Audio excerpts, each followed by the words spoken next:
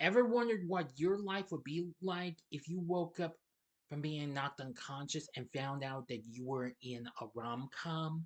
Well, 5 years ago, Rebel Wilson experienced that experience. So here it is. This is my review of Isn't It Romantic? Big Days, Entertainment Rankings and Reviews.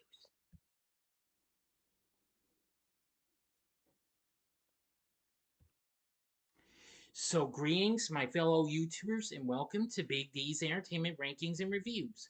My name is Doyle, better known to as the Big D, and this time around I bring to you a review of the 2019 meta rom-com Isn't It Romantic, released by Warner Bros. For New Line Cinema, directed by Todd Strauss, Schulson, written by Aaron Cardillo, Dan Fox, and Katie Silverman, starring Rebel Wilson as a woman who finds herself in a world where everything around her plays out like a cliched PG-13 rom-com. It also has Liam Hemsworth, DeVine and Priyanka Chopra, pre-Jonas, in co-starring roles. The film was released on this day, February 13th, 2019, which, of course, this marks the film's 5th anniversary. In international territories, well, Well, aside from the US, Canada, and Argentina, Netflix released the film. It did pretty well and received generally positive reviews. Now for our story.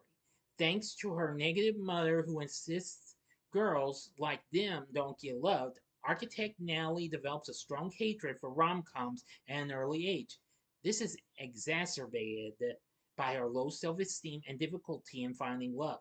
Being a pushover, Natalie's lack of self confidence causes her co workers not to respect her position as architect, but rather to pawn off menial tasks on her. These include sending her for coffee and throwing her out their rubbish. Excuse me. Natalie's assistant Whitney, a fan of rom-coms, debates their veracity with her. Natalie sees them as full of lies, crap pop songs, unrealistic, full of montages. Whitney argues that flaws are what make people beautiful. Natalie points out the cliches, their lack of diversity, always a gay best friend who has no life, voiceover train of thought of the protagonist, and a slow motion segment. Winnie says that Natalie is friend zoning Josh, their co worker and her close friend, and believes he's in love with Natalie. She dismisses the notion because she's overweight and Josh appears to spend all his time staring at a model on a billboard across the street.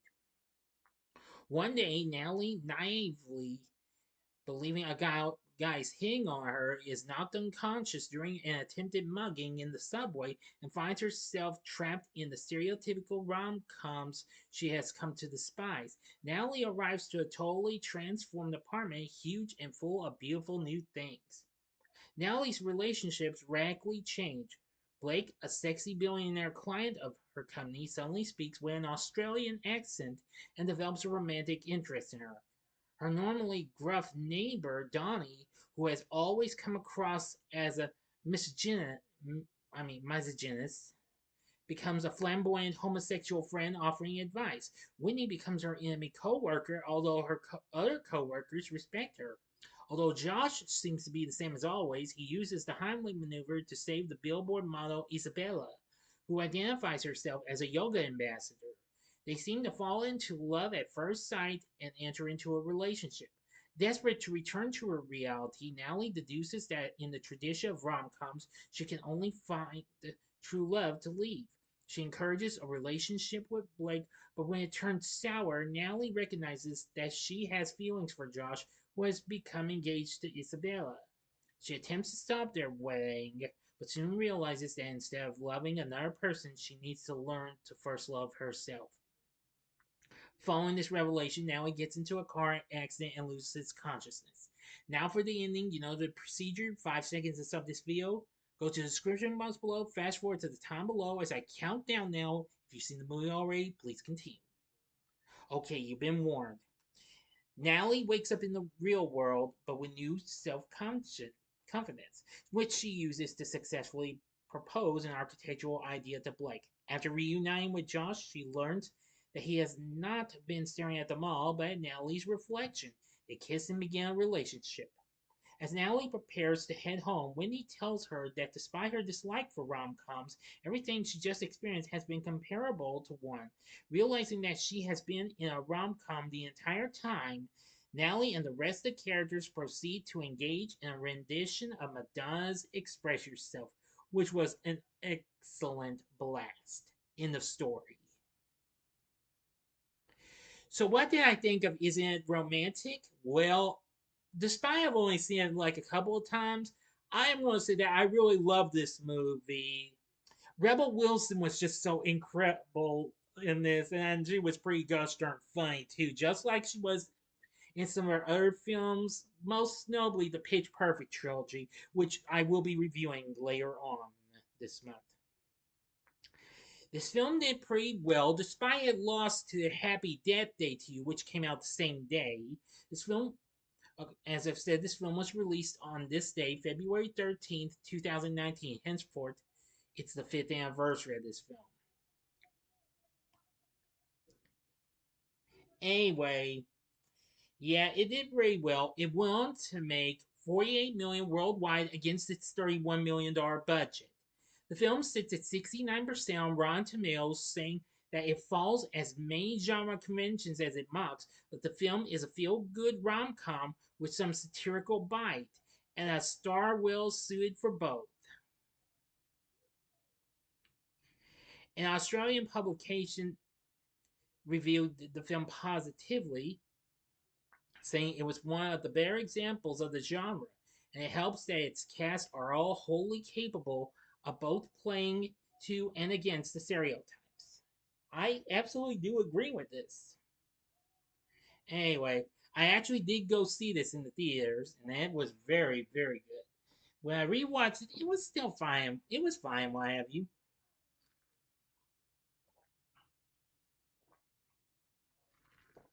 Sorry about that, folks. Um, where was I? Oh, yes. Nevertheless, the film turned out to be pretty good. John Debney does the score for the film, and it's pretty good. We actually get to hear some other well known songs, and that was good as well. For our cast, we have Rebel Wilson as Nally, and I'm going to say she was absolutely funny in this film. Playing Blake is Liam Hemsworth. Of course, that's brother to Chris Hemsworth. I am going to say he's absolutely very funny in this film. Absolutely. Playing Josh is Am Devine, who recently worked with Wilson on the Pitch Perfect trilogy. And of course, he was also in The Intern and Mike and Dave Need Wedding Dates, which I definitely got to review one of those two someday. And playing Isabella is Priyanka Chopra of TV's Quantico fame. Well, again, pre-Jonas. I'm gonna say her performance in the film was absolutely incredible. Yeah.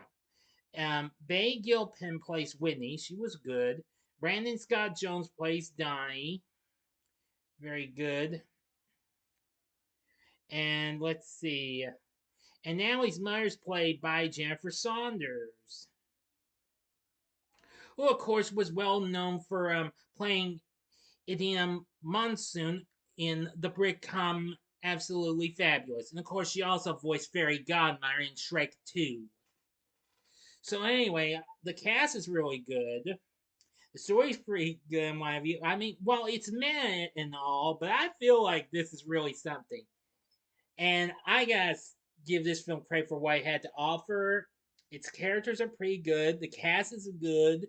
The story, again, I said, is good. So is the score. So overall, I think Isn't It Romantic's pretty good. I feel like it's kind of underrated in my view, but I don't care. I think it was absolutely a fun experience, definitely. So overall, I say would I recommend it? I'd say sure, go ahead. Or just to play it safe, give it a one-time watch. Excuse me, just in case. So anyway, What did you think of Isn't It Romantic? Let me know in the comment section below. If you like this video, click the like button, subscribe, and be a part of the Big D Nation. Now, you're still going to get my review of Breakfast at Tiffany's soon, but before I do that, you will get a review of a Charlie of well the Charlie Brown Valentine's Day special. Give me a second, I'll be right back.